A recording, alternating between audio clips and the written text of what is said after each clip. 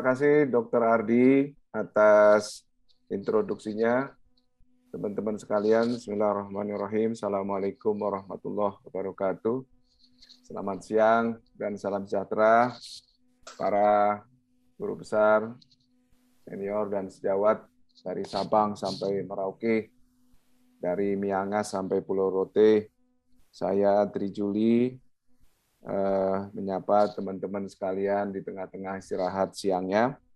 Dan kita akan lanjutkan ke simposium 2 dengan judul Duo Killer Diabetes and Hypertension, the Consequence of Debilitating Disease in Severe Risk and Management. Teman-teman sekalian, tentunya yang pertama adalah doa saya agar teman-teman selalu semangat, selalu sehat, dan terus bisa melayani sepenuh hati di tengah-tengah situasi pandemi. Dan terima kasih kepada Panitia JDM yang diketuai Dr. Wismandari dan juga Divisi Endokrin Metabolik Diabetes dan juga PT Servier yang sudah memfasilitasi sesi ini. Teman-teman sekalian, sesi simposium 2 ini ada 2 topik. Yang pertama tentang New Real World Evidence of Sulfonylurea, nanti ada CPRD dan Dia Ramadan Study yang akan saya sampaikan sendiri. Dan yang kedua adalah tentang Optimizing S inhibitor-based treatment for BP control and CV protection yang akan disampaikan oleh Dr. Pringgo Dikdo Nugroho. Baik, saya tidak berpanjang pembukaan, saya langsung saja ke materi pertama yang akan saya sampaikan sendiri. Dan teman-teman sekalian, tentunya kita tahu bahwa sekarang adalah era obat-obat diabetes baru yang banyak sekali. Dan kalau kita lihat, memang obat-obat diabetes yang baru itu juga diantaranya disertai dengan data-data cardiovascular outcome trial.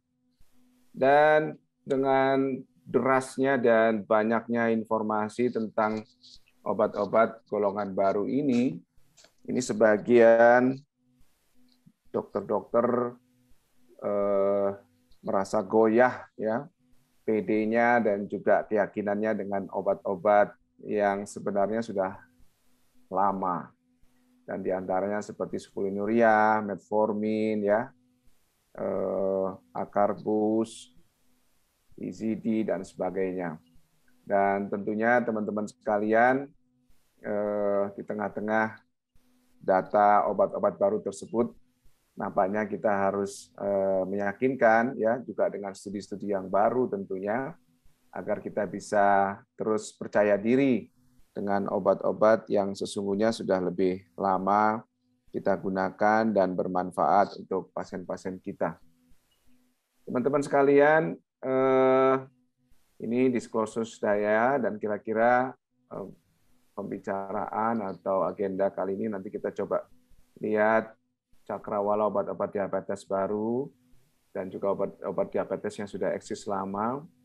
Dan tentu kita pada sesi ini saya akan lebih banyak tentang sulfonylurea ya. Sulfonylurea generasi baru dengan trial barunya tentunya. Dan teman-teman sekalian, seperti tadi saya sebutkan di awal, sekarang banyak sekali obat-obat generasi baru, DPP-4 inhibitors, kemudian insulin analog, kemudian SGLT2 inhibitor, GLP-1 reseptor agonis, ya. Tentu juga sekarang yang jual GLP-1 reseptor agonis GIP, ya. Kemudian di beberapa negara tertentu ada imeglimin, ya, misalkan di Jepang yang belum ada di negara lain. Kemudian hidroksikloroquine di India juga digunakan. Jadi sebenarnya banyak sekali obat-obat diabetes dan kita sekarang berada di era tsunami obat-obat diabetes. Dan seharusnya dengan tsunami obat-obat diabetes banyak sekali variasi obat-obat diabetes itu tidak ada alasan ya pasien kita tidak terkontrol seharusnya kalau kita dokternya sudah memahami dan pasien-pasiennya juga comply dengan tawaran-tawaran tersebut. Nah, kalau kita lihat obat-obat tersebut dengan sebagian diantaranya memiliki kardiovaskular benefit dari trial-trial CVUT-nya, tentu itu juga suatu positif finding ya untuk pasien-pasien kita.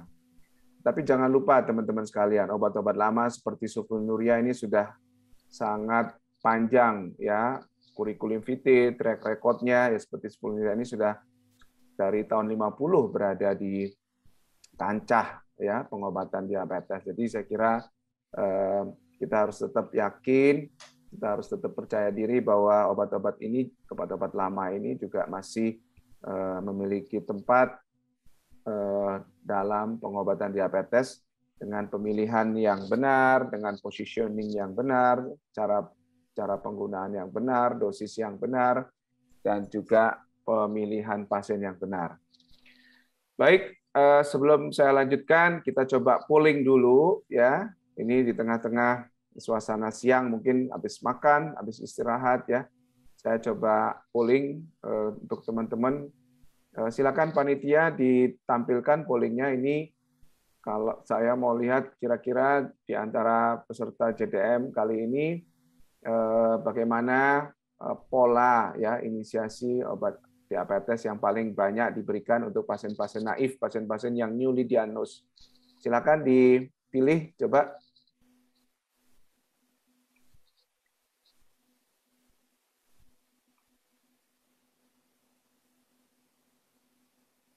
Bisa ditampilkan jawabannya, panitia.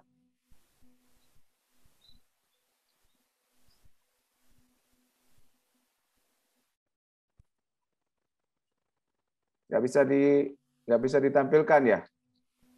Atau saya harus close screen dulu, stop share screen ya?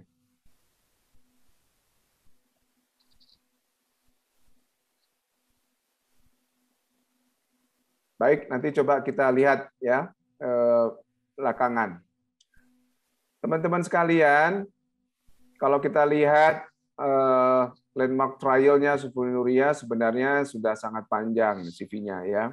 Nanti kita pilih di antaranya saja, sebenarnya banyak sekali trial-trial yang lain yang tidak disebutkan. Yang pertama yang kita pilih tentu yang sangat monumental dalam dunia diabetes ini adalah UKPDS trial namanya. Nanti kita lihat. UKPDS trial ini yang digagas oleh Profesor Robert Turner dari Oxford University ya, yang dimulai sejak tahun 70-an sampai tahun 90-an. Nah, teman-teman sekalian, saya coba tampilkan data-data kardiovaskular outcome-nya saja, hasil-hasil yang terkait dengan komplikasi mikro dan komplikasi makro. Biar kita nanti dengan melihat trial-trial yang monumental yang sebenarnya sudah sangat lama itu kita bandingkan dengan yang saat ini. Kita tahu bahwa UKPDS itu menggunakan arm yang intensif dan yang non-intensif. Dan yang intensif itu ada yang menggunakan, tentu ada yang menggunakan metformin, ada yang sulfonylurea, ya, dan juga ada yang menggunakan insulin di antaranya. Nah, kalau kita lihat hasilnya, teman-teman sekalian, ini mikrovaskular endpoint-nya turun 37% untuk penurunan 1% A1C. Kemudian kataraknya juga turun 19%, ya. All cause mortality-nya turun 14%. Kemudian gagal jantungnya turun 16%. Jadi data gagal jantung juga sebenarnya variabel yang sudah dilihat sejak dulu-dulu kala sebenarnya, bukan hanya trial-trial yang belakangan. Fatal dan non-fatal stroke ini turun 12%, ya. Kemudian non-fatal dan fatal non-fatal myocardial infarction juga turun 14%. Jadi teman-teman sekalian, amputasi nih sampai 43% setiap penurunan 1% HbA1c. Dan ini trial ini menggunakan sulfonylurea di antaranya. Jadi kalau lihat dari data-data trial yang lama ini, itu dengan menurunkan gula darah itu banyak sekali manfaat yang sudah kita dapatkan tentunya ya. Jadi teman-teman sekalian, penurunan gula darah itu adalah konsideran penting ya dalam pengelolaan diabetes. Berikutnya adalah kaitannya dengan advanced trial. Ini advanced trial juga monumental ya, studinya sangat banyak subjeknya dan banyak negara. Kalau kita lihat ini yang grup standar dengan intensif itu berbeda secara signifikan ya. Hasil dari capaian target-targetnya. Kalau kita lihat teman-teman sekalian ini yang in the end of the treatment yang intensif itu bisa sampai 6,5. Kalau yang standard itu hanya sampai 7,3% ya. Jadi kalau kita lihat ini advanced trial ini juga bermanfaat untuk penurunan mikrovaskular nih ya. Mikrovaskular event terutama yang kaitannya dengan data-data renal memang ya. Jadi teman-teman sekalian, setiap penurunan gula darah dalam jangka panjang yang tercermin dari penurunan HbA1c itu bermanfaat untuk pencegahan komplikasi vaskular, terutama mikrovaskular. Kalau kita mundur sedikit tadi ke UKPDS, sebenarnya UKPDS itu setelah selesai tahun 97-an, itu diikutin subjek-subjeknya, ya, diikutin namanya post trial monitoring. Dan itu setelah diikutin 5-10 tahun, ternyata itu juga bermanfaat untuk pencegahan makrovaskular. Jadi penurunan gula darah itu jelas bermanfaat juga untuk perbaikan makrovaskular. Hanya saja memang akan nampak jika ditunggu lebih lama. Itu persoalannya adalah persoalan waktu. Persoalannya adalah persoalan durasi mengikuti. Karena memang untuk melihat event makrovaskular itu menunggu pengamatan yang lebih lama. Kalau pembuluh darah besar tentu eventnya lebih lama. Nah sekarang kita lihat bagaimana steno trial. Steno trial juga kita lihat itu menggunakan obat-obat sulfonylurea, metformin, dan sebagainya. Steno ini sebenarnya adalah multifaktorial intervention pada pasien diabetes yang high risk. High risk-nya itu apa? Dia sudah mengalami proteinuria. Jadi ini timeline-nya diikuti sampai 7,8 tahun follow up ya. Kemudian berikutnya ini yang dalam pengawasan ya, dalam intensive treatment, yang berikutnya hanya monitoring saja. Bagaimana kita lihat desain trialnya ini memang subjeknya nggak terlalu banyak, 80 yang dengan standar treatment, yang 80 dengan intensif. Ya, min age-nya 55, BMI-nya BMI orang Caucasian, A1C baseline-nya 8,8 ya, dan sebagian diantaranya itu sudah memiliki CV event, ya, jadi 26%. Kita tahu ini mirip ya, sebagian dengan mirip CVUT yang dengan multiple risk factor ya, walaupun memang CVUT yang sekarang itu mayoritas sudah mengalami established cardiovascular event ya, tetapi ada juga CVUT yang sebagian besar diantaranya masih dengan multiple risk factor saja. Ini pasiennya semuanya dengan mikroalbuminuria ya. Nah sekarang bagaimana background medication-nya? Ini semua subjek diintervensi dengan lifestyle, mendapatkan ACE inhibitor, ya, multivitamin, dan aspirin.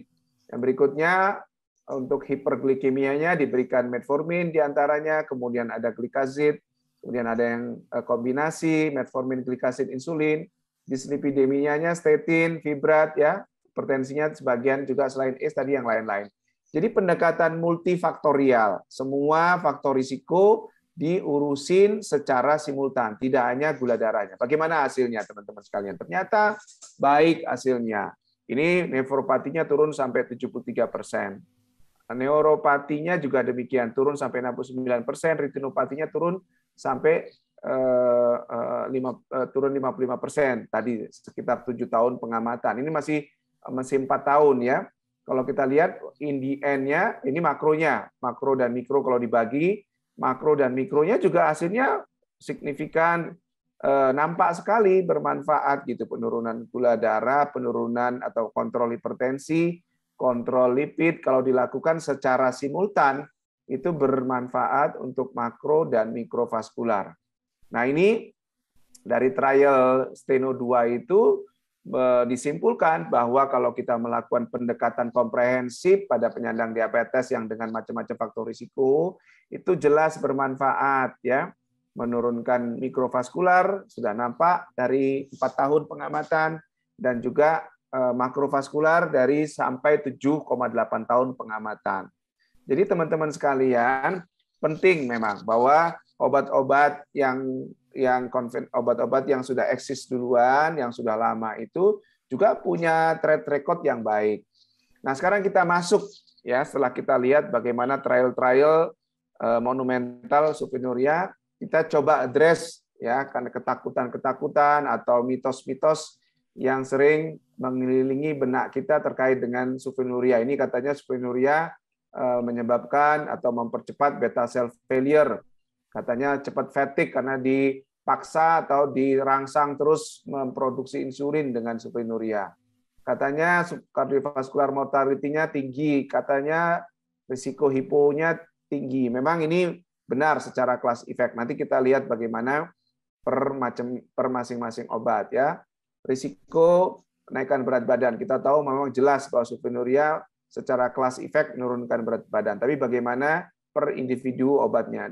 Katanya sulfonylurea durability-nya jelek ya, long term survival-nya tidak bagus. Coba kita address satu-satu. Nah, sekarang beta cell failure. Ini data diambil dari UKPDS. Ternyata data UKPDS ini teman-teman sekalian bahwa SHU itu yang kuning ini itu punya potensi sampai 24% ya meningkatkan fungsi. Ini kalau dijaga ya, artinya hiperglikemianya itu segera diadres dan glukotoksisitinya tidak berkepanjangan, itu akan memperbaiki dalam jangka panjang. Jadi efek warisan yang baik kalau segera tercapai euglikemia, normoglisemianya di awal-awal pasiennya terdiagnosis, itu dalam jangka panjangnya akan bermanfaat, lebih mudah dikelola diabetesnya. Makanya kalau kita yang dokter pertama kali yang menemukan pasien diabetes, mengelola pasien diabetes yang newly diagnosed, kita itu punya tanggung jawab moral untuk segera membuat target-target metaboliknya tercapai. Karena kalau awal-awal itu tercapai target-target metaboliknya, itu akan meninggalkan efek warisan yang baik ke depan, ya. Sel betanya akan lebih terkonservasi, terjaga, ya, dari glukotoxicity. Jadi sebenarnya ini tergantung dari pendekatan kita. Kalau dari awal begitu terdiagnosis segera terkelola, gula darahnya sudah on target, dekat-dekat setelah terdiagnosis, maka itu jangka panjangnya akan bermanfaat untuk kualitas sel beta pasiennya. Tapi kalau begitu terdiagnosis pasiennya kita nggak edukasi pasiennya, membiarkan gula darahnya tinggi berkepanjangan di awal-awal terdiagnosis, maka itu dia akan meninggalkan efek warisan yang jelek, meninggalkan getah yang tidak enak untuk teman sejawat kita yang mengelola berikut-berikutnya. Karena apa? Karena dia akan lebih susah dikontrol di masa-masa berikutnya jika awal-awal setelah terdiagnosis gula darahnya tidak segera terkontrol. Nah, bagaimana cardiovascular mortality? Ini data dengan glikazid yang dibandingkan dengan metformin. Ternyata teman-teman sekalian, glikazid dengan metformin tidak ada bedanya dalam hal cardiovascular mortality-nya, ya, dan tidak signifikan lebih buruk. Begitu juga dengan dibandingkan dengan TZD, ini lebih kurang sama. Jadi kalau kita lihat teman-teman sekalian, sulfonylurea dengan TZD juga CV eventnya dalam jangka panjang tidak berbeda, ya. Terus kemudian kalau kita lihat nih, ini Carolina membandingkan cardiovascular outcome antara sulfonylurea dalam hal glimepiride dengan DPP-4. Ternyata juga tidak berbeda bermakna. Jadi teman-teman sekalian, kalau kita lihat ini sebenarnya ini masih question mark juga. Apakah betul dalam jangka panjang sulfonylurea itu mortalitasnya kalau kita gunakan lebih tinggi pada penyandang diabetes, lebih tinggi kalau kita gunakan sulfonylurea dibandingkan dengan obat-obat yang lain. Nah, risiko hipoglikemia, kalau kita lihat memang dalam satu kelas sulfonylurea itu berbeda-beda. Ini glipizid, glimepirid, apalagi glibenclamid, tentu lebih tinggi risikonya. Kalau kita lihat glikazid, ya, karena glifozin, SGLT itu tuh tidak berbeda signifikan. Memang glikazid, MR itu salah satu sulfonylurea yang lebih kecil ya risiko hipoglikemianya dibandingkan dengan sulfonylurea yang lain. Weight gain juga demikian. Kalau kita lihat beda-beda efek weight gain-nya di intrakelas sulfonylurea. Ya tentu yang glibenclamid, kemudian glimepirid dan sebagainya, TZD itu lebih tinggi ya dibandingkan dengan glikazid. Itu data-datanya saya kira konsisten. Nah, durability-nya juga tidak nampak berbeda ya, teman-teman sekalian, antara gliclazid dengan DPP-4 inhibitors dalam studi tersebut ya. Nah, yang lain adalah long term survival. Nah, ini adalah data yang diambil dari pasien-pasien kebetulan dari India dibandingkan antara yang long term survivor dibandingkan dengan non survivor. Ternyata yang pasien-pasien yang long term survivor itu punya hasil gula darah, kontrol glikemik, tekanan darah, kemudian lipid yang lebih baik dibandingkan dengan yang non survivor. Dan ini data ini pada saat data ini dikeluarkan itu hanya menggunakan sulfonylurea dan metformin pada saat itu. Padahal datanya keluar seperti itu. Artinya ini pasien-pasien yang bisa survive 40 sampai 50 tahun dengan metformin dan sulfonylurea saja, itu sedikit banyak membantah ya bahwa orang yang menggunakan sulfonylurea akan cepat mati gitu ya. Karena ini dia bisa lebih survive gitu. Ini studi yang waktu itu di tahun-tahun tersebut belum ada obat-obat yang punya data CV benefit seperti yang belakangan-belakangan ini. Jadi dengan menurunkan gula darah dan kemudian juga mengontrol tekanan darah, mengontrol lipid yang kita sebut sebagai ABC, apalagi disertai dengan faktor risiko yang lain itu, maka itu sesungguhnya sudah sangat baik untuk pencegahan kardiovaskular. Ya, tapi belakangan ini dengan datang-datangnya obat yang baru, itu dicoba dianalisis melalui beyond glycemic control-nya. Jadi obat-obat yang baru itu mereka diklaim bahwa memiliki perbaikan kardiovaskular on the top of kontrol glycemic-nya. Nah, tentu itu menarik ya. Tetapi kita yang di negara-negara yang berkembang ini yang sudah lama menggunakan metformin, sulfonylurea, tentu resource-nya yang kita miliki utamanya memang adalah seperti ini ya. Karena obat-obat yang baru tersebut umumnya mahal. Jadi mayoritas yang bisa dicapai atau didapatkan oleh pasien-pasien kita terutama yang dalam tanggungan pemerintah tentu adalah obat-obatan yang bagus tetapi juga ekonomis gitu ya. Nah, sekarang coba kita refleksikan atau kita lihat positioning sulfonylurea.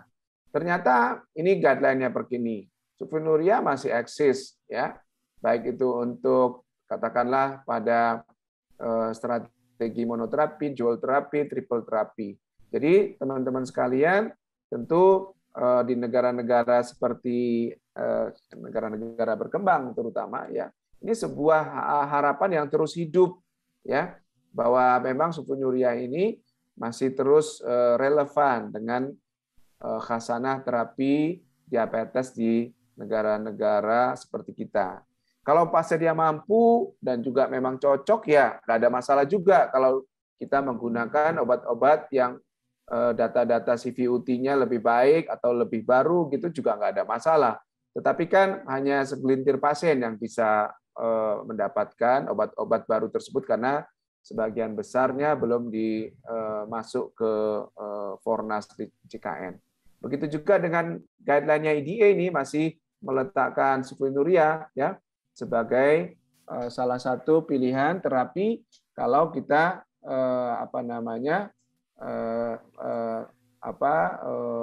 menjadikan ini menjadi persoalan misalkan ya sulfonylurea, dan seterusnya. Nah, teman-teman sekalian, kalau kita lihat ya, ini tentu dari WHO, rekomendasi WHO juga masih ya pada penyandang diabetes tipe 2 yang tidak terkontrol dengan metformin saja, salah satu alternatifnya tentu adalah sulfonylurea. Dan kalau kita lihat dari guideline WHO, tentu dipilihkan mana sulfonylurea yang farmakokinetik dan safety data-nya lebih baik, ya. Dan kalau kita lihat memang tadi risiko hipo dan risiko kenaikan berat badan, maka glikasid MR itu lebih kecil risiko hiponya dan juga kenaikan berat badannya. Nah, sekarang bagaimana kok berbeda-beda begitu ya, guideline itu ada yang merekomendasikan A, B, C dan sebagainya. Ternyata memang pada saat meletakkan sulfonylurea itu sebagai pilihan manakala ada persoalan dana, ini juga sebenarnya nggak fair ya, karena tidak melibatkan data-data penelitian-penelitian sebelumnya yang data-data sulfonylurea, baik itu yang data-data clinical trial maupun yang studi-studi observasional saja ya. Sementara yang direkomendasikan yang misalkan EDA, ASDE yang menempatkan obat-obat SGLT2 dan GLP-1 itu berdasarkan studi-studi CVUT, RCT. Sementara yang tadi yang menempatkan pragmatis sulfonylurea sebagai pilihan manakala ada persoalan finansial, persoalan dana, itu yang dipilihnya atau disitasinya adalah studi-studi observasional. Nah, kemudian juga ini tidak diikutkan studi-studi yang lain yang menunjukkan bahwa sulfonylurea juga punya hasil baik gitu ya. Jadi ada unfairness di antaranya ya. Dan kemudian jangan lupa bahwa dalam satu golongan obat itu nggak boleh dipukul rata. Kita tahu misalkan di kelas SGLT2 inhibitor saja itu berbeda-beda. Ya, efek renalnya juga berbeda-beda. Jadi sebenarnya kita harus melihatnya per individu obat. Dan yang lain tidak ada cost effectiveness data ya. Quality of life ini belum keluar. Ini ulasan dari Rupa Mehta, ini seorang endokrinologis dari Meksiko. Nah, sekarang coba kita lihat nih real world data sulfonylurea. Tentu ini data-data penelitian baru, relatif baru. Ini ingin menegaskan bahwa kita masih relevan ya dan masih pede menggunakan obat-obat yang sudah lama ini sebenarnya ya. Kita lihat tadi ada CVRD trial dan juga ada Dia Ramadan. Nanti kita lihat yang menggunakan glikazid ya. Nah, setelah gagal, ini polling kedua. Setelah gagal dengan metformin, OAD yang paling sering Anda berikan apa? Nih teman-teman coba refleksikan nih. Nanti kita lihat juga dari data-data studi yang ada. Sebenarnya sekarang ada studi GRADE trial, namanya GRADE, itu juga melihat membandingkan macam-macam regimen ya setelah gagal dengan metformin, itu yang kira-kira yang paling sesuai apa gitu ya. Dan nanti kita lihat CVRD ini. CVRD ini juga pasien-pasien yang gagal dengan metformin, kemudian dibandingkan antara glikazid MR dengan DPP-4 inhibitors, dalam hal ini adalah sitagliptin ya, dalam real world evidence. Dan ini protokolnya teman-teman sekalian. Jadi ini memang pengamatannya sampai 9 tahun, ada kriteria inklusinya diabetes yang sudah berusia 18 tahun dan sebagainya ini ya. Dan ini pasien yang dikumpulkan itu cukup banyak, tetapi setelah dikumpulkan itu dilakukan propensity score matching namanya. Jadi kalau real world evidence memang berbeda seperti RCT ya. Ini adalah primary outcome-nya, dilihat waktu untuk mencapai HbA1c di bawah 7%. Kemudian secondary outcome-nya waktu yang dibutuhkan untuk mencapai HbA1c di bawah 6%, 6,5%. Jadi dari 10.000 dari medical record ini di Inggris ya, ini dilihat dibandingkan ya, karena kalau dari data-data pendahuluannya memang di Inggris dan kemudian di Jerman itu setelah gagal dengan metformin mereka banyak menggunakan sulfonylurea dan DPP-4 inhibitors, sehingga keluarlah studi ini untuk menilai, melihat mana kira-kira yang lebih cepat mencapai target di bawah 7% ya di antara dua arm tersebut. Ini min diabetes min HbA1c-nya sekitar 8,5 ya, dan memang sebagiannya itu sudah dengan established cardiovascular disease juga. Nah, kalau kita lihat ini studinya teman-teman, ternyata 3 bulan itu sudah berbeda ya, di bawah yang mencapai 7% itu sudah berbeda ya populasinya. Kalau kita lihat di sini bahwa glikasid MR itu 35% ya, lebih banyak yang mencapai target HbA1c di bawah 7%. Begitu juga secondary outcome-nya ini kalau kita lihat ya, dibandingkan dengan sitagliptin. Kemudian yang lain adalah penurunannya juga. Ini durability-nya. Durability-nya ternyata dalam kurun waktu pengamatan 9 tahun itu nggak berbeda, dan persistensinya. Jadi kan selama ini diklaim bahwa sulfonylurea ini durability-nya jelek. Durability itu maksudnya terkontrol, cepat, tapi nanti cepat lagi, naik lagi HbA1c-nya. Itu yang disebut sebagai durability untuk obat-obat diabetes tentunya. Dan kemudian kalau kita lihat, ini yang mencapai A1C kurang dari 7 itu ternyata nggak berbeda antara beberapa variabel, apakah itu berdasarkan ethnicity, ada tidaknya CKD, atau baseline cardiovascular, konsisten hasilnya. Kemudian juga demikian ya, berdasarkan subgrup yang mencapai A1C di bawah 7%. Nah, hipoglikemianya juga ternyata nih glikasid MR dengan sitagliptin, kalau kita lihat secara statistik tidak berbeda secara bermakna.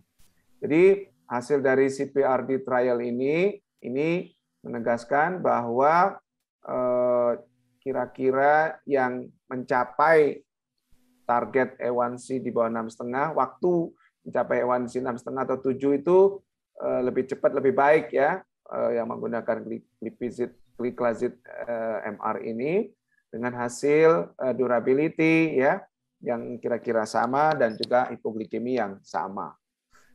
Nah, sekarang coba kita lanjutkan dengan dia Ramadan. Dia Ramadan ini juga menggunakan glikasid MR untuk pasien-pasien yang akan memasuki Ramadan, puasa Ramadan. Ini menggunakan subjek sekitar 1.240-an ya di 9 negara. Dan ini kalau kita lihat protokol, ini negara yang ikut, kebetulan Indonesia juga ikut, dan ini protokolnya teman-teman sekalian. Bagaimana hasilnya? Kalau kita lihat ternyata risiko hiponya 1,6%, ya, yang berat nggak ada. Dan kemudian fasting glukosnya juga bagus. Jadi penurunan berat badan malah turun 0,5. Jadi ini risiko hiponya glikasid MR pada kondisi bulan Ramadan juga rendah sekali.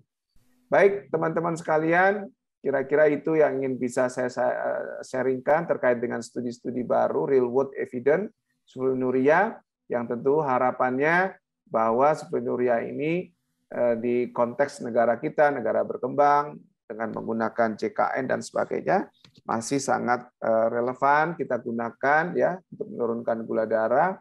Kemudian tentu generasi-generasi baru sulfonylurea itu safety-nya ya, terutama kaitan dengan hipo, kenaikan berat badannya lebih minimal. Memang secara kelas efek itu berbeda setiap komponen obatnya. Dan dari hasil CPRD ini, real world evidence ini, ternyata glikasid itu dalam kaitannya untuk mencapai glycemic control ya dibandingkan dengan sitagliptin lebih baik ya dalam hal waktu dan juga persentase yang mencapai target HbA1c dengan hasil hipoglikemi dan durability yang kira-kira sama. Baik, terima kasih teman-teman sekalian. Saya kira saya untuk topik pertama cukup. Selanjutnya saya undang Dr. Pringgo Digdo Utomo, spesialis penyakit dalam, konsultan ginjal hipertensi, untuk menyampaikan topik berikutnya tentang hipertensi, dalam hal ini peran ACE inhibitor. Kepada Dr. Pringgo, silakan. Terima kasih Dr. Trijuli. Assalamualaikum warahmatullahi wabarakatuh. Saya juga ingin mengucapkan terima kasih kepada panitia JTM, Jakarta Diabetes Meeting 2021, atas kesempatan yang diberikan ke saya untuk menyampaikan mengenai optimalisasi terapi hipertensi berbasis S inhibitor untuk mengontrol tekanan darah dan memberikan perlindungan kardiovaskuler. Hipertensi masih menjadi penyebab kematian yang penting, ya, di mana 1 dari 3 pasien hipertensi itu juga tidak terkontrol hipertensinya, dan 1 dari 3 orang dengan hipertensi tidak mengetahui bahwa mereka hipertensi. Dan juga 1 dari 3 pasien hipertensi yang diterapi atau diberikan pengobatan hipertensi tidak dapat mencapai target tekanan darah yang dianjurkan.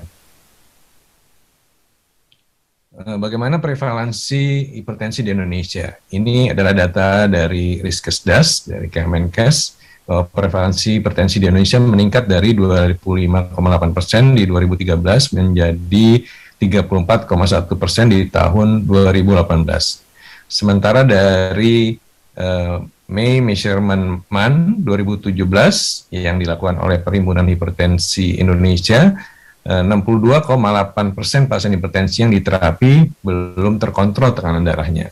Hal ini tentunya menjadi perhatian bahwa ternyata terapi hipertensi yang dilakukan saat ini belum maksimal dalam mencapai target penurunan tekanan darah.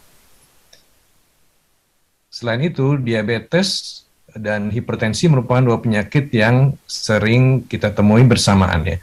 82% pasien yang sebelumnya terdiagnosis diabetes juga mengalami tekanan darah yang tidak terkontrol atau hipertensi. Dan 20-25% pasien yang sebelumnya terdiagnosis hipertensi juga memiliki penyakit diabetes. Diabetes dan hipertensi menjadi predisposisi penyakit kardiovaskuler, ya. Faktor resiko secara umum menyebabkan diabetes dan hipertensi berhubungan dengan aterosklerosis, disfungsi endotel, inflamasi vaskular, perubahan bentuk struktural arteri yang menyebabkan penyakit makrovaskuler dan mikrovaskuler. Kerusakan pembuluh darah dan disfungsi endotel menjadi bertambah parah ketika diabetes dan hipertensi terjadi bersamaan. Ini studi dari Ferranini, ya, mendapatkan bahwa penyakit hipertensi dikaitkan dengan peningkatan resiko kardiovaskuler pada pasien diabetes. All-cause mortality, kematian akibat semua penyebab, ya, meningkat sebanyak 72%. Ya. Lalu juga kejadian kardiovaskuler meningkat sebanyak 57%. Hal ini menunjukkan resiko yang lebih tinggi pada mortalitas dan kejadian kardiovaskuler pada pasien diabetes dengan hipertensi. Ini studi dari saya dan kawan-kawan. Diabetes dan kardiovaskuler menurunkan angka harapan hidup baik pada kelompok pasien laki-laki atau perempuan dengan diabetes, baik disebabkan oleh kematian yang berhubungan dengan kardiovaskuler maupun yang non-kardiovaskuler. Bagaimana rekomendasi guideline yang ada saat ini? Pada kesempatan ini saya akan menyampaikan mengenai guideline terbaru yang dikeluarkan oleh WHO bulan September 2021 ini. WHO merekomendasikan untuk inisiasi pengobatan antihipertensi pasien yang sudah terdiagnosis hipertensi dengan tekanan darah sistolik lebih dari sama dengan 140 atau tekanan darah diastolik lebih dari sama dengan 90 dapat diberikan obat antihipertensi. Sedangkan pada pasien dengan penyakit kardiovaskuler atau sudah terdiagnosis penyakit kardiovaskuler, obat hipertensi diberikan mulai tekanan darah sistolik 130 sampai 139. Ambang batas ini inisiasinya lebih rendah dibandingkan dengan pasien tanpa penyakit kardiovaskuler, ya.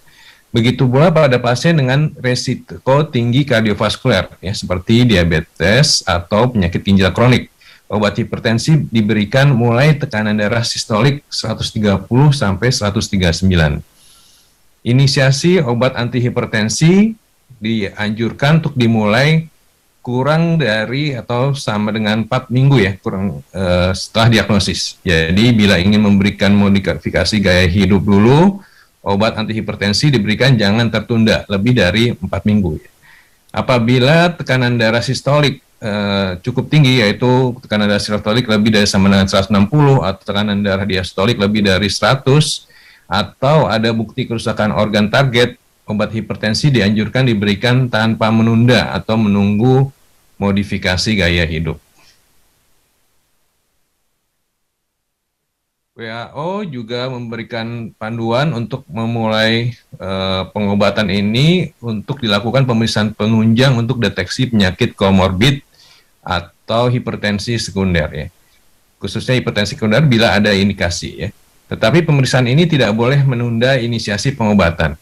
Pemeriksaan yang dianjurkan yaitu pemeriksaan elektrolit, kreatinin, profil lipid, HbA1c, glukosa puasa, dipstik urin, dan juga EKG. Bila ada kendala ketersediaan atau kendala biaya, pengobatan tidak boleh ditunda dan pemeriksaan dilakukan setelahnya.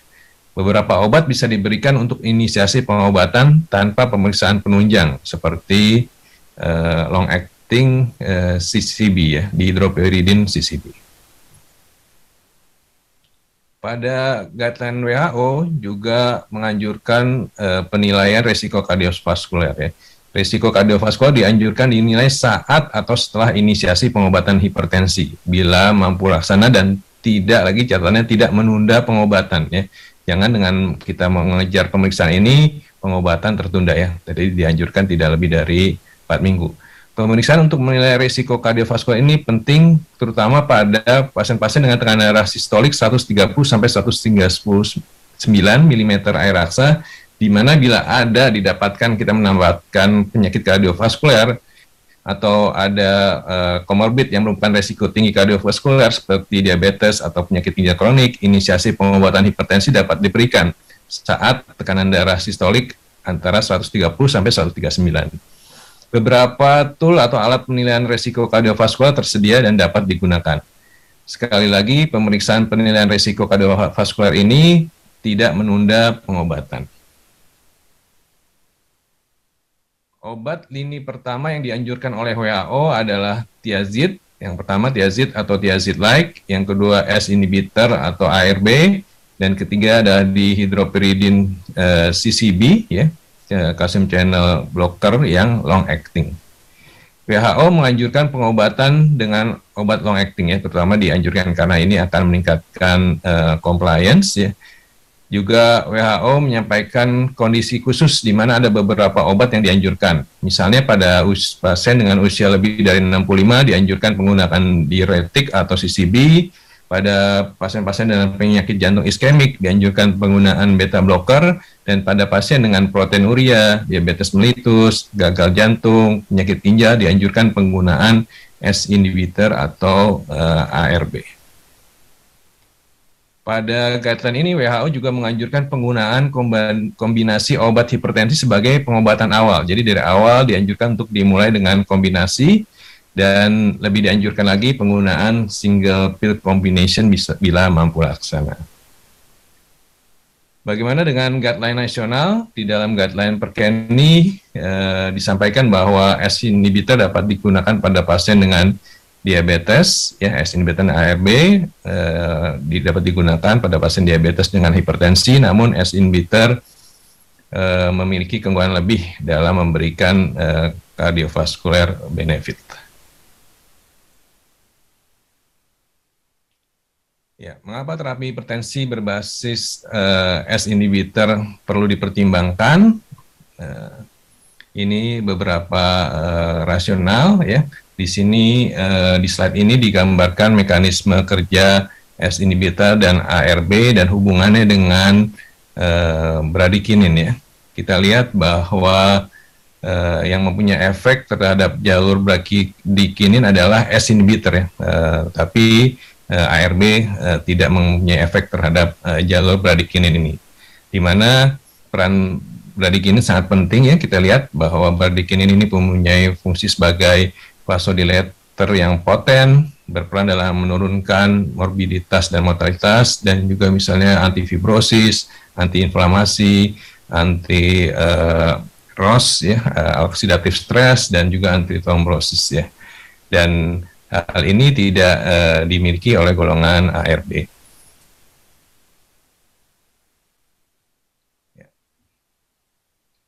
Dari S inhibitor ada beberapa obat yang masuk dalam golongan S inhibitor ini. Kita lihat di gambar ini mengenai potensi ya dari jaringan, potensi jaringan yang berhubungan dengan sifat lipofilik dari obat, dan juga hubungannya dengan bradikinin. Kita lihat pada gambar ini perindopril ya, yang mempunyai potensi jaringan yang lebih tinggi, paling tinggi dibandingkan yang ada di studi ini, dan juga untuk efeknya terhadap bradikinin juga perindopril mempunyai efek yang tinggi ya. Kita akan lihat bukti-bukti uji klinik dari penggunaan S inhibitor ya, yang berbasis S inhibitor. Dalam hal ini akan disampaikan mengenai perindopril ya. Ini adalah studi Ascot yang menggunakan kombinasi perindopril dan amlodipin ya. Ya, pada studi ini ya, kita lihat bahwa penggunaan amlodipin dan perindopril, kombinasi amlodipin dan perindopril efektif menurunkan tekanan darah ya, lebih efektif dibandingkan kombinasi antara atenolol dan thiazid ya, atenolol dan thiazid. Kita lihat kurva Kaplan-Meiernya ya, kita lihat bahwa terdapat perbedaan di mana amlodipin dan perindopril lebih baik. Ini juga hasil dari Ascot yang terkait dengan kerusakan organ target ya.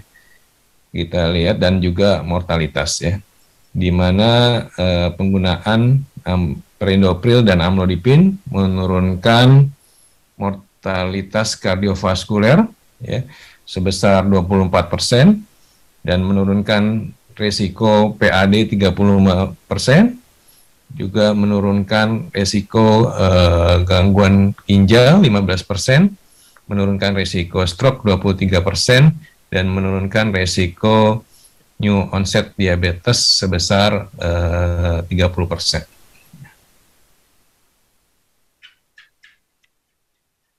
Ya, ini studi-studi yang juga menggunakan S inhibitor, dalam hal ini perindopril ya, memberikan penurunan risiko kejadian kardiovaskuler secara signifikan ya. Ada 3 studi yang ditampilkan pada slide ini, yaitu Ascot ya, didapatkan penurunan mortalitas kardiovaskuler sebesar 24% ya.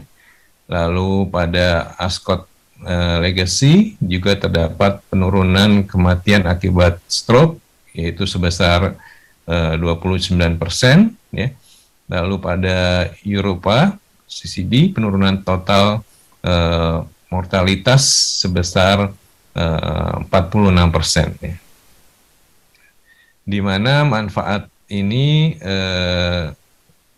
disampaikan dimiliki oleh perindopril ya, karena dual mekanisme ya di jalur RAS, dan terutama tadi bradikinin ya, dan juga bradikinin. Ya, gambar ini menunjukkan studi-studi yang menggunakan S inhibitor, terutama khususnya perindopril ya, yang kita lihat banyak uji klinik yang telah dilakukan menggunakan perindopril, dan telah terbukti memberikan manfaat morbiditas dan mortalitas ya. Kita lihat kerusakan organ target yang menjadi perhatian dari studi-studi uji klinik ini ya, di samping penurunan tekanan darah ya.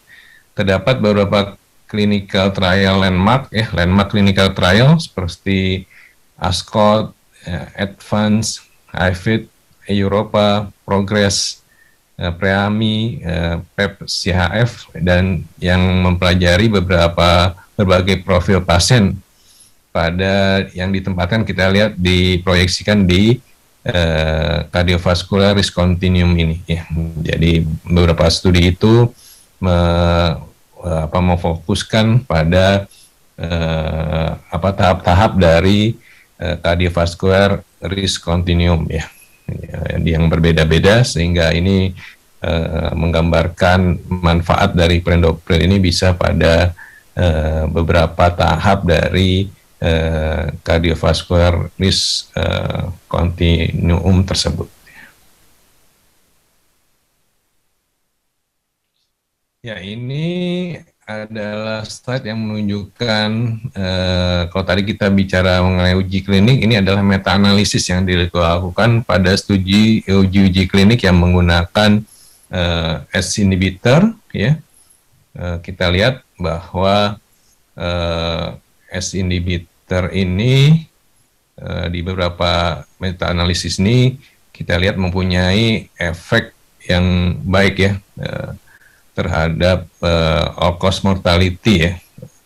Ada yang pada semua subpopulasi yang diteliti pada meta-analisis ini, yaitu pada hipertensi, ya, pada pasien-pasien dengan diabetes, pada pasien-pasien dengan CAD, pada pasien-pasien dengan risiko tinggi kardiovaskuler itu, dan juga post MI ya.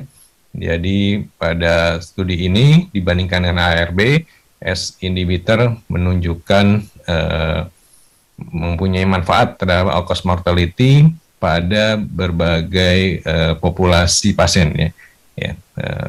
Ada 5 populasi yang menjadi fokus dari studi-studi itu.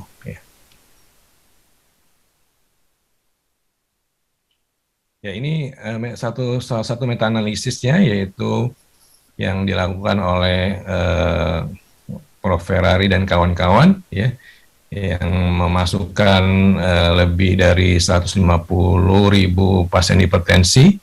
Ya, didapatkan bahwa ACE inhibitor menurunkan mortalitas akibat semua penyebab, juga mortalitas kardiovaskuler, sedangkan ARB tidak mempunyai efek terhadap mortalitas. Jadi ini menunjukkan keunggulan ACE dan ARB.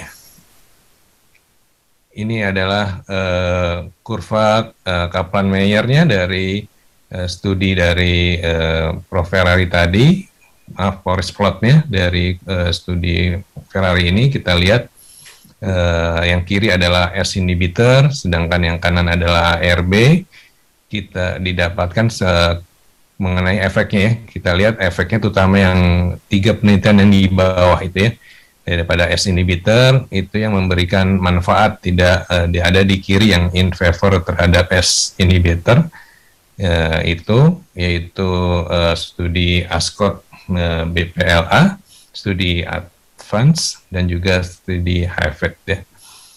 Studi-studi ini menggunakan perindopril ya, sehingga kita bisa lihat bahwa ACE inhibitor mempunyai keunggulan dibandingkan ARB, dan salah satu ACE inhibitor yang memberikan manfaat itu adalah perindopril ya, sehingga ini bisa kita aplikasikan di praktek klinis sehari-hari dengan hasil ini untuk penggunaan ACE inhibitor, khususnya perindopril, untuk memberikan manfaat kepada pasien pada terutama heart outcome ya, ini kita sebut karena di ini biasanya karena kematian ya dari studi meta-analisis ini, atau all-cause mortality ya, mortalitas karena semua penyebab.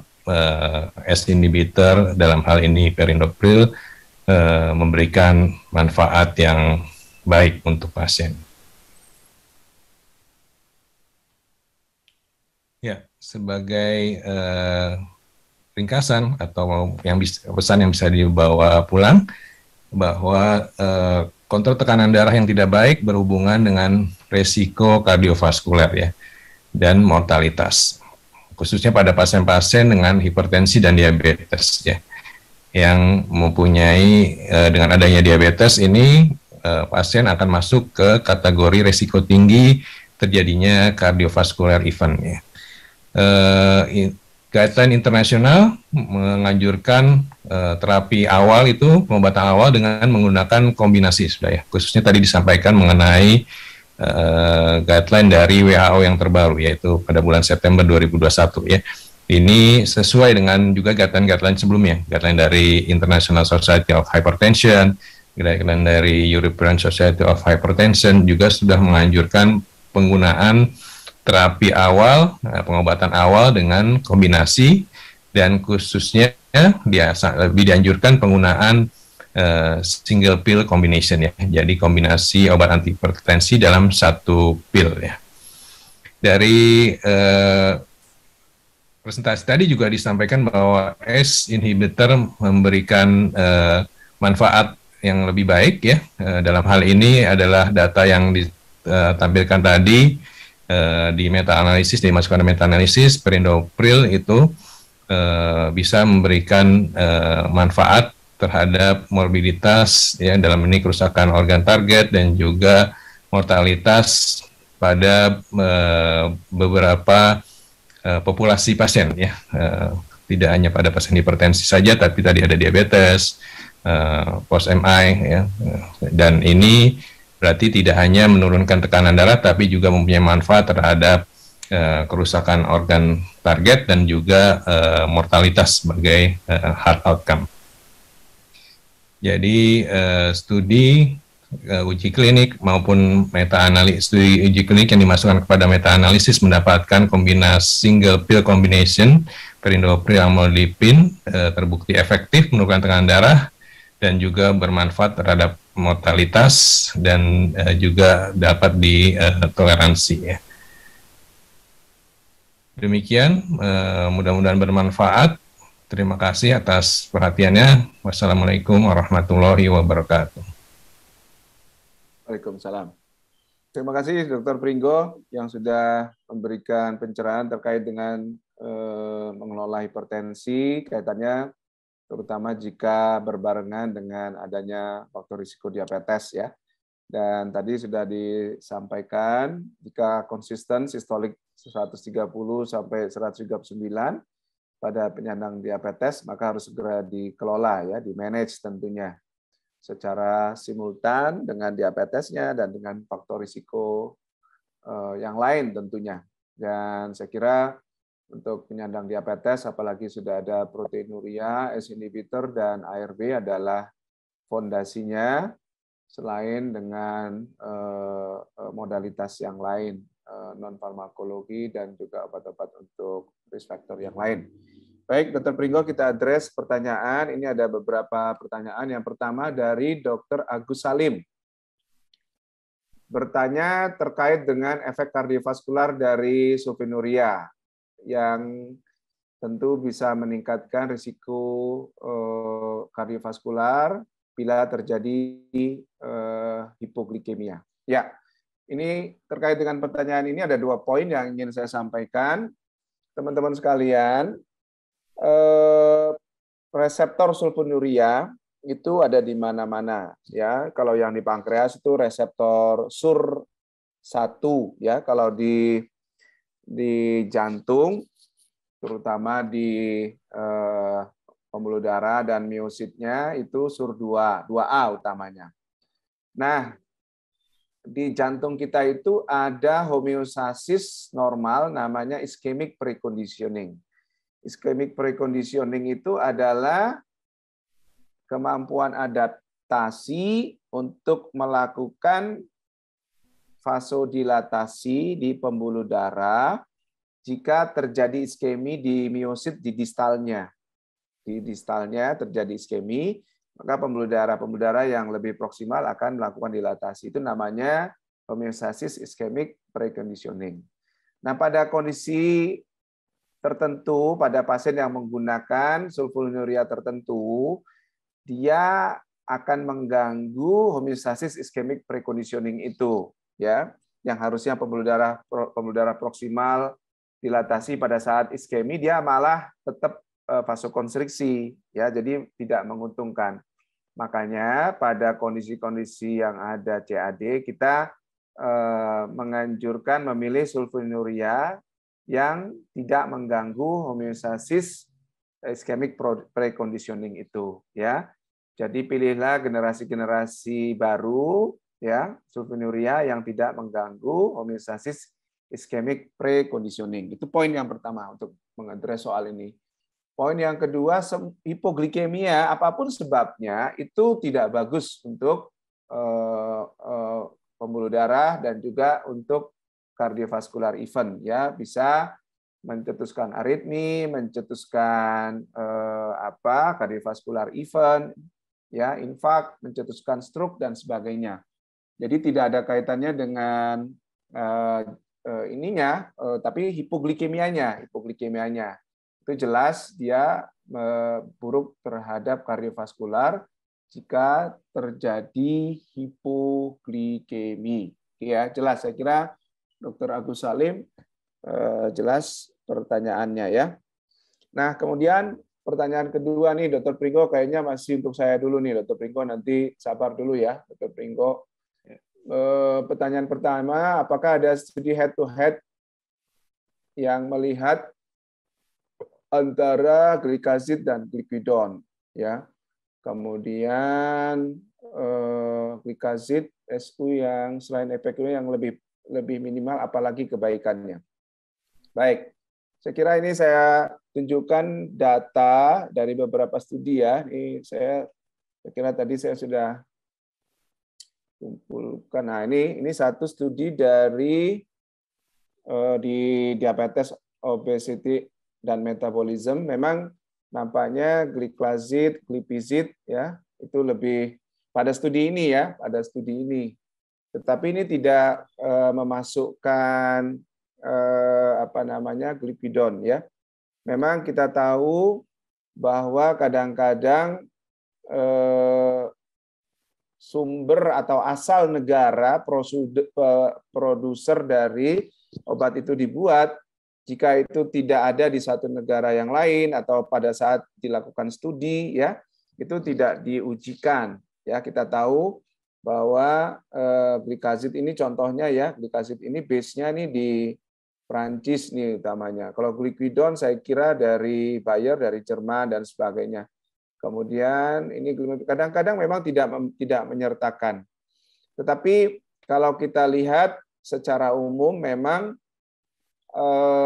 glikidon itu kan meta ekskresinya sebenarnya banyak di luar ginjal, ya, melalui hati mayoritas, walaupun sebagian kecilnya ada juga yang diekskresikan di ginjal, tapi mayoritas tidak melalui ginjal dan kerjanya pendek, ya. Makanya kalau memberikan glikidon biasanya kita berikan minimal 2 atau 3 kali karena half life-nya sekitar 6 sampai 8 jam, ya.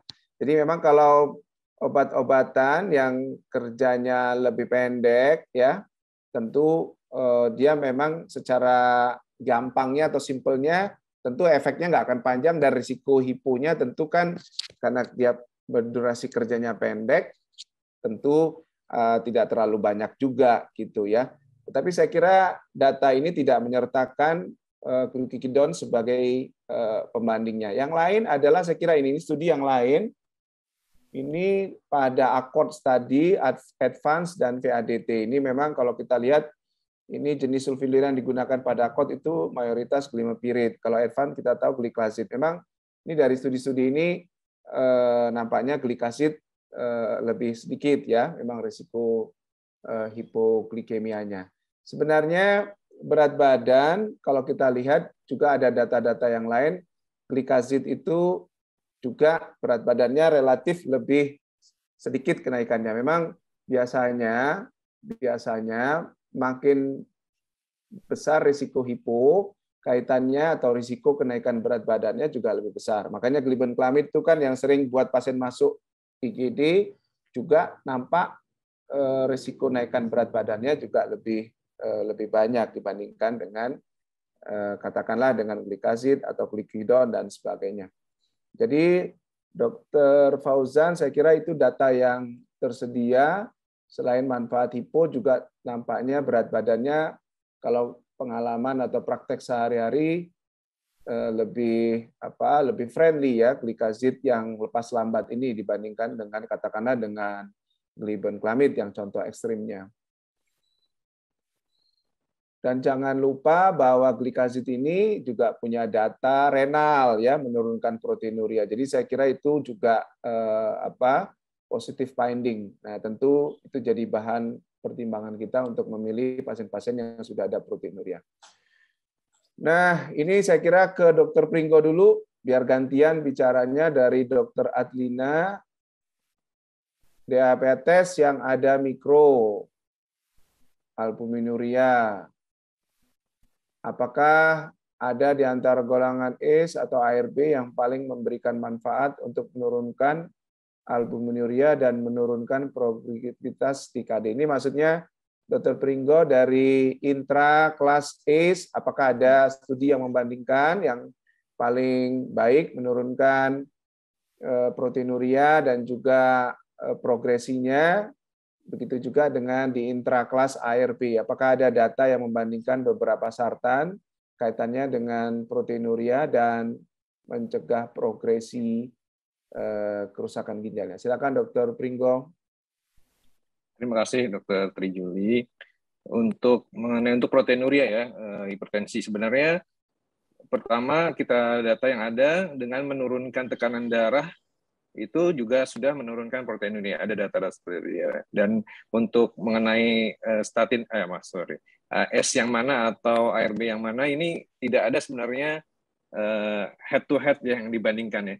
Kita hanya bisa melihat tiap-tiap studi yang menggunakan jenis-jenis ARB itu apakah ada dampaknya terhadap albuminuria seberapa besar. Biasanya peneliti-peneliti juga membandingkannya seperti itu. Jadi tidak ada head to head yang membandingkan antara S tertentu maupun ARB tertentu ya. Jadi kita ketahui bahwa S dan ARB ini mempunyai efek terhadap albuminuria. Jadi tekanan darah turun saja, itu bagus menurunkan albuminuria. Kita pilih S dan ARB itu baik. Untuk tiap-tiap itu kita harus lihat studi-studinya masing-masing. Kalau di S itu ada selain perindopril yang tadi dibicarakan, juga ada captopril yang sudah lama juga ya, dan juga ada ramipril ya, yang banyak ditujukan terhadap albuminuria. Sedangkan kalau ARB itu yang ditujukan kepada ARB kepada proteinuria atau albuminuria itu banyak di losartan dan irbesartan ya. Jadi itu mungkin bisa, kalau ada itu mungkin bisa dipilih yang sesuai, tapi kalau tidak ada, semua ada kelas efek dari ACE inhibitor dan ARB. Demikian Dr. TJ, mudah-mudahan menjawab. Ya, terima kasih Dr. Pringgo. Saya kira kita lanjutkan dulu ini dengan pertanyaan-pertanyaan berikutnya. Ada Dr. Daneswara. Oh ya, sebentar saya tekunin dulu pertanyaannya. Daneswara, oh ya ini dia.